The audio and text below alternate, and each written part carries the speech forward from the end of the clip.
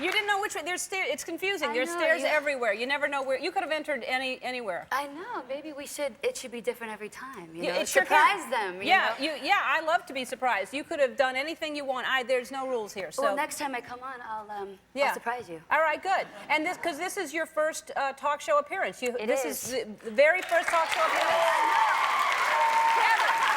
They're making me feel very welcome. Yes, I'm a little, first time. She was the third caller, and we said, no, congratulations. You don't be nervous. This is a great show to practice on. I'm feeling relaxed. Good, you should. And there's water there. And you got me Of course, presents. there's a cigarette from a donkey's ass. That's always nice. Right, and there's a corn hat if you want to wear that. Right. And you got me the little boxers back there. Yeah, there's Ellen underwear back there. But you didn't have like a little Ellen bra. Is that gonna be a new addition? Oh yeah, we're working on that. I mean, if you've got the boxers and you roll them over and it's all cute, you should have like a little... Then we'd have to work on all the different sizes and all that, you know? Well, yeah, we could do just a workout bra. You could do a one size fits all. And, yeah, we could do that. That's a good idea. So next time I'll enter a different way and then you'll have the bra for me. Then we'll have the bra for you. And then I'm sure you'll complain about something else.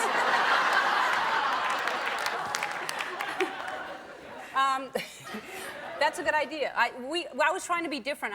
We have the robe. You got the robe also. I love that. We have a lot of gifts for you, and then we just thought, what's different? What do people need and they don't get? And so, of course, underwear was the first thing that came to... That's right. But you could just wear the boxers without the bra. Sure, you could. That was our point. Okay,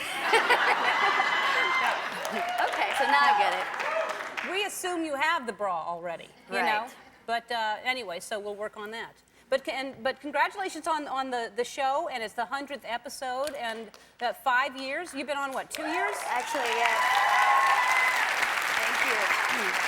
Yeah, I actually joined last year, so I was new coming into it, and it's been a wonderful experience. Well, I mean, it's hard for any show to make it to 100, and so it's quite an accomplishment. Yeah. And this episode, what is unique about it is we filmed it in 10-minute loops. So normally when you shoot a show, you have close-ups and like a long shot, and we shot this in 10-minute loops. So the show starts, it goes for 10 minutes with no cuts. Then it goes to the commercial, comes back another 10 minutes. So it's hard on our type of show because we have so much movement, and we have police cars and ambulance and everything. So our cameraman was just like a dancer. Wow. He did all this backwards with the camera on him, Mike O'Shea. That's amazing. And our producer and creator, Ed Bernero, directed it, wrote it and directed it. Wow. But at 10 minutes, so that means that you can't mess up, because if you mess up and there's 6 people in the scene, you're responsible for having to start over again. That's a lot of pressure to have 10-minute scenes. And it happened. Really? It happened, yeah. Oh, man. It happened to one of our guys who plays EMT, and we had gone, a beautiful take, everybody was it was like a dance, it was perfect, and then he got to the end and he maybe had like one line, and he just completely blew it, and it was and we all felt it, I mean, it's something, and a lot of us come from theater backgrounds, but it's just different because in theater, you mess up, it goes on. But in this situation, you mess up and it's on tape. Right. You know about that. Yeah. Well, luckily I never do, but. Yeah. I mean, I wasn't implying that, but. No, your whole intro was. I mean, sometimes your mouth just kind of doesn't work right, and you just I rarely. I don't care. I think that this is how people are, and you should show the mistakes. But on a show like that, obviously, and sometimes when you have one line. That's even harder, instead of a whole speech, one line, because you're just counting on that one line, and you have that poor guy.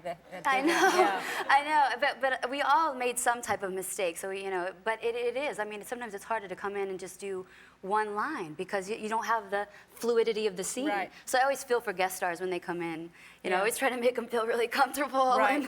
Because it is. And that's good. You soon will be doing talk shows like crazy, because that's all it takes is just feeling comfortable and making people. Yeah, well, you're doing a fine job. And during the break, what we always do for the people that are on here for the first time is you wear the tiara, and we'll be right back with more Tia Texada right after this.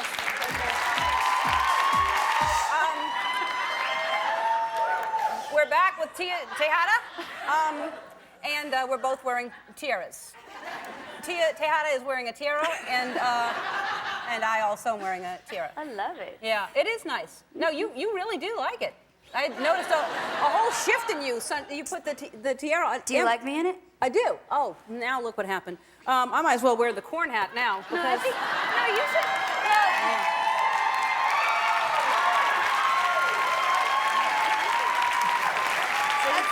I like you in that.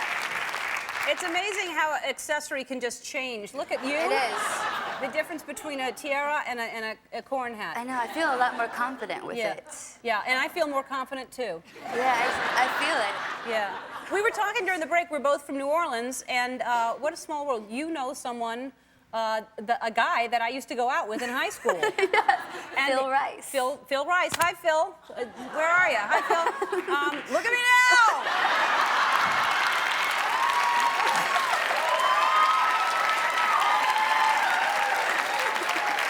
Look what you're missing. Yeah, and because we went to a masquerade party as Bonnie and Clyde, and I have that picture. That's how small the town was. We were on the cover of the paper as Bonnie and Clyde. I have that picture. And you have that picture? Well, I don't have it with me, but he showed it to me. He showed you that picture? Mm-hmm. That's so funny. So anyway, hey, listen, before you go, I understand you sing and you dance. Mm-hmm. Oh, yeah. And, actually, don't you like to learn new moves on the show? Do I? Okay. Yeah. Because for each character that I do, I usually have a dance that goes with the character. Okay. And this is the one that I have for Sergeant Cruz on Okay. Third Watch. So if you'd like to learn it, I would. I would love to learn it, yeah. Where should we? You need music? Yes, I need music. What You kind should of probably music? take that off because it's a lot of. Even though I love it, I just All right, think take that, it off. Should we go here? What kind of music do you need? Because we have Leonard Nimoy. Latin or conga or Latin. Latin. Okay, so you take your hips. You need to come up here. Hips like here. And then you gotta move your hips around in a circle. Really get the circle. And then you take the shoulders. And the middle. And the center. And back.